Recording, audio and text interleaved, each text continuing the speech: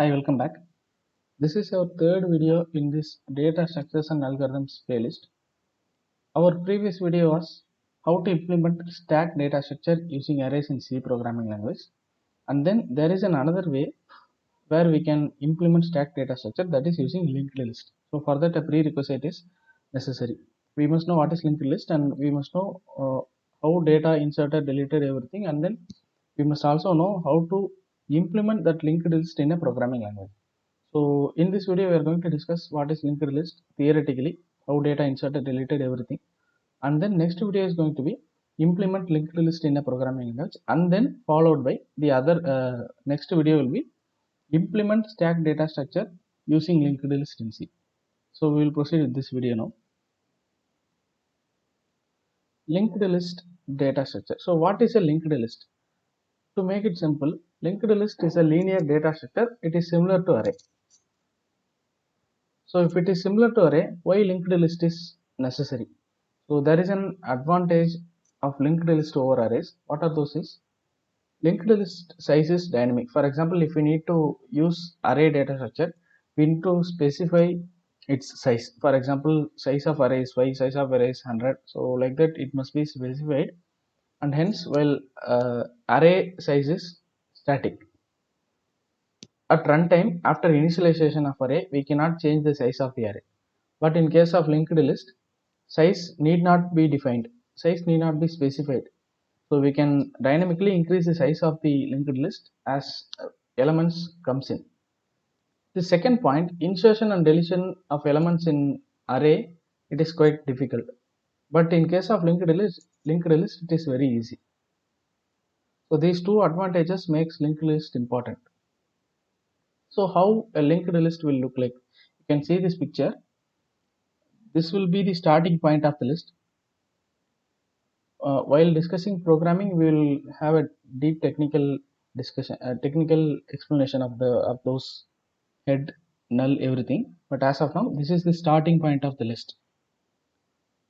This is first element, this is second element, this is third element, and this is end of the list. So we will take one specific element and discuss what are the inner subdivisions of this single element, of each single element, right?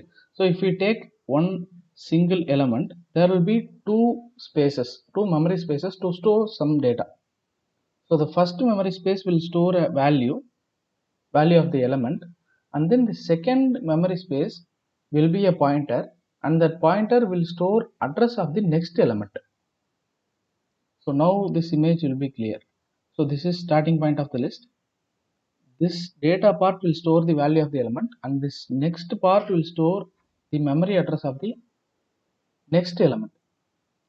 And then similarly, the second data element will store the data of second value, and then the next element of the second value will store address of the next consequent node. So hope it is clear now. So every element in linked list will have two memory spaces, one to store value, the other one is to store the address of the next element. So it will be easy for us to navigate. So initially linked list will look like this without any elements. So head which means the starting point of the list, and null, so it is an empty list. Now let us see how values are inserted inside a linked list. For example, I need to insert a value 5 to this list. So what I will do, the first step is to create a similar node with two memory spaces. One is storing values, the other one will be pointer to store address of the next element. So we have created new element.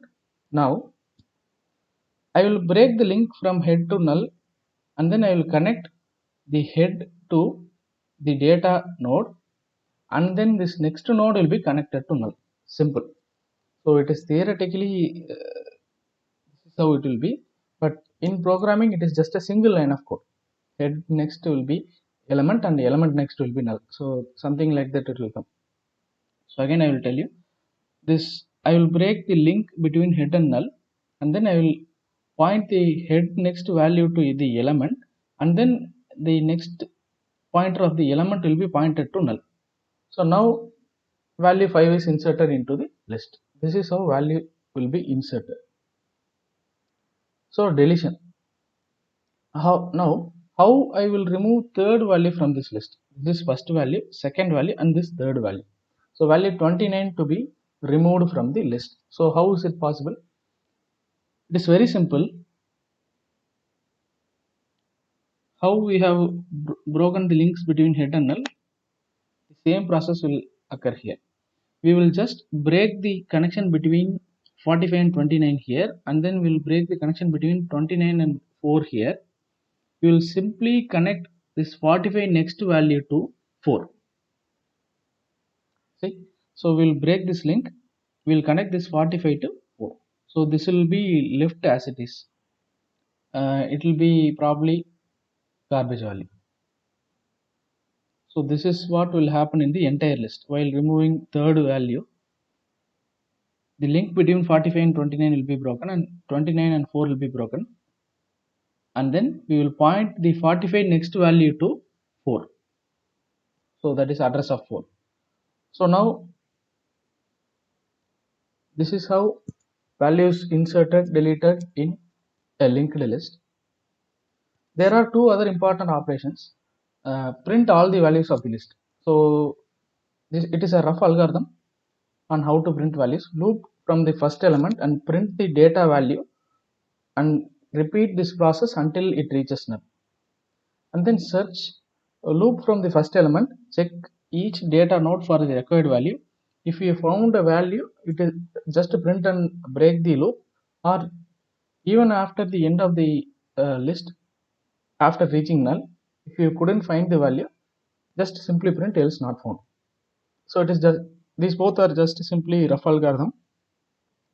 We will discuss in detail programming wise how to insert, how to create a node, how to create a list, how to insert a value, how to delete a value, how to print all the values, how to search for a value in the list. Everything we will implement using programming on our next video.